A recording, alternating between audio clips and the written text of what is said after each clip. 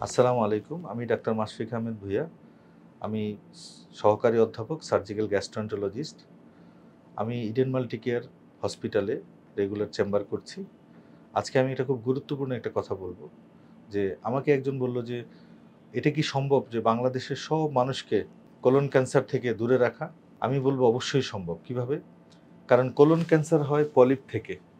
Polyp থেকে cancer হয়। আমি যদি সব পেশেন্টের, যেই পেশেন্টগুলো আসলেই রিস্কি পেশেন্ট, প্রত্যেকে যাদের ক্যান্সার হওয়ার সম্ভাবনা বেশি, তাদেরকে যদি কোলোনোস্কোপি করে এই পলিপ শনাক্ত করি এবং কোলোনোস্কোপির মাধ্যমে যদি পলিপ কেটে ফেলি, তাহলে কোনো পলিপ আর ক্যান্সারে রূপান্তর হতে পারবে না। এবং এভাবেই কোলোনোস্কোপি করার মাধ্যমে কোলন ক্যান্সার প্রতিরোধ করা সম্ভব শতভাগ।